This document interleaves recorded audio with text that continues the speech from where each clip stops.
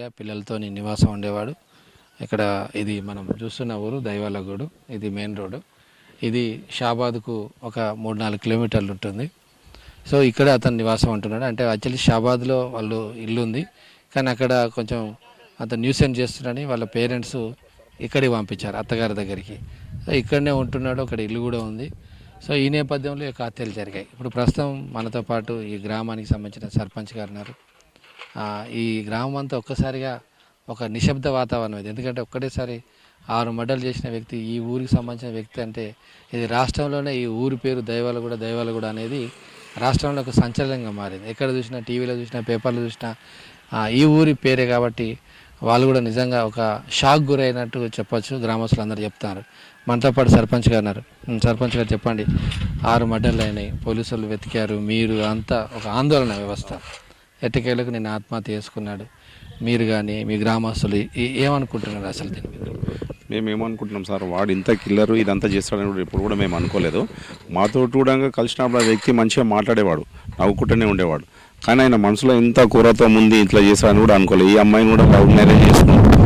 ఆయన కంటే 2-3 సంవత్సరాలు పెద్ద అమ్మాయి అయినా ఇప్పుడు చేసుకున్నామే కూడా.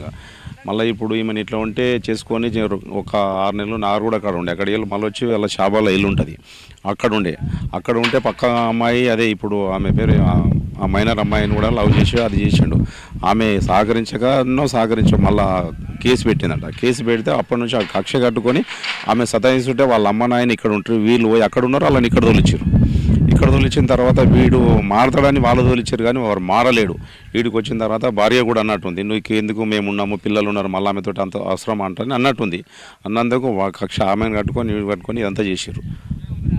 దాని మీద మా గ్రామస్తులు అంతా కూడా రాత్రి నేను 11 గంటల వరకు కూడా ఉన్నాను. ఒక్కరు కూడా బయటకు వస్తలేరు, నేను వచ్చినట్టే కూడా వస్తలేరు. ఆయన అంత్యక్రియలు చేయాలంటే అని చెప్పి కూడా పోలీసు వాళ్ళు మాకు ఇన్ఫర్మేషన్ ఇచ్చారు. నేను జేసీబీ తెప్పించినాను. వాళ్ళ నాయన వాళ్ళ అన్న మా ఊరికి తీసుకురా మేము అక్కనే చేస్తామని అన్నారట.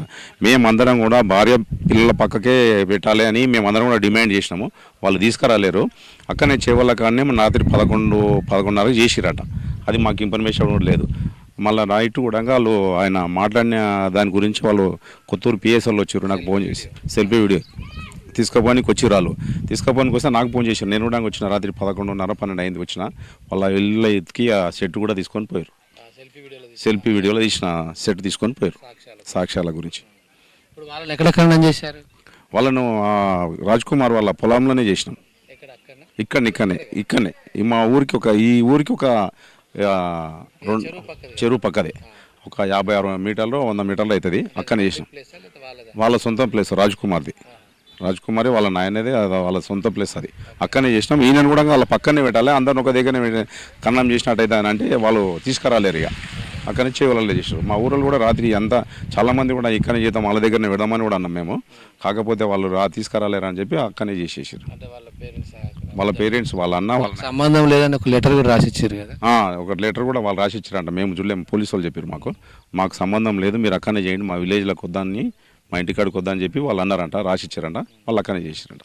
అయితే ఒక గ్రామ సర్పంచ్గా ఏమనిపిస్తుంది మీకు? ఒక నిజంగా ప్రజల పట్ల కానీ ఈ వ్యవస్థ పట్ల కానీ మీకు ఏమనిపిస్తుంది? ప్రజల పట్ల అంతా మాకు అందరినీ భయానికి గురి చేసిండు.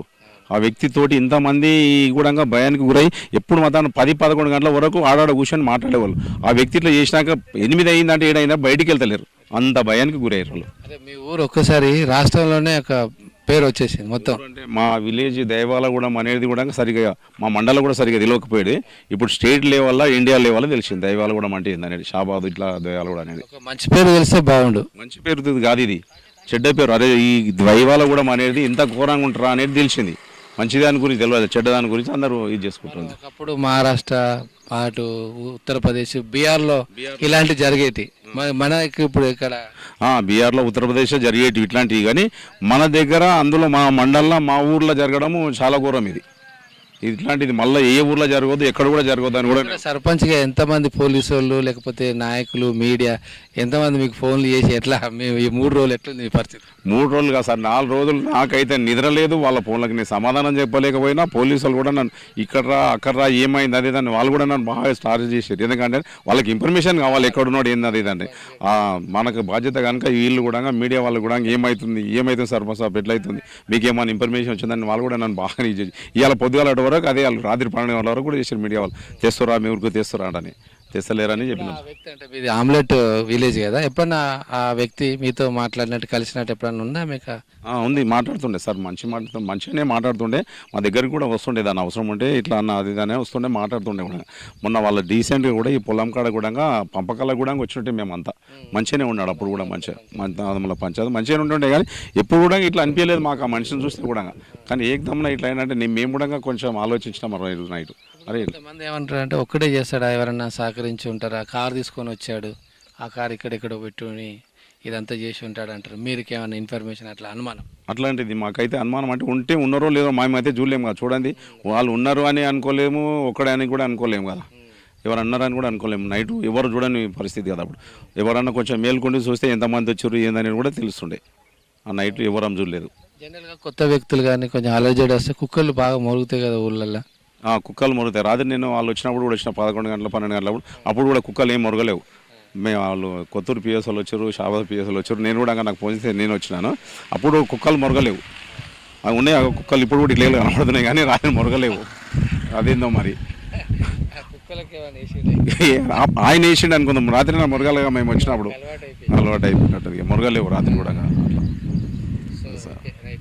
మీరేం చెప్పాలనుకుంటున్నారు అంటే ఇలాంటి సంఘటన పట్ల జాగ్రత్తగా గ్రామ ప్రజలు కానీ లేకపోతే అమ్మాయిలు కానీ, అంటే ఇప్పుడు ఆ అమ్మాయి విషయంలో ఇదంతా జరిగింది, మీరు ఏమనుకుంటారు? మీ అనుభవం, మీ రాజకీయ అనుభవం సర్పంచ్గా ఒక చదువుకునే అమ్మాయిలకు ఇలాంటి అక్కడ స్టార్ట్ అయింది, ఫోక్సో కేడు కాదు స్టార్ట్ అయింది, మీరేం చెప్పాలనుకుంటారు మీ అనుభవం ద్వారా? అనుభవం ద్వారా మేము అందరికి చెప్పేది అంటే మా అందరం ఎవరంతా వాళ్ళు జాగ్రత్తలు ఉండాలని చెప్తున్నాం. అమ్మాయిలే చెప్తున్నాం, అబ్బాయిలే చెప్తున్నాం. ఇట్లాంటివి చేయదు వాడు అని పరిస్థితి ఏమైందో మనది కూడా అదే అవుతుంది.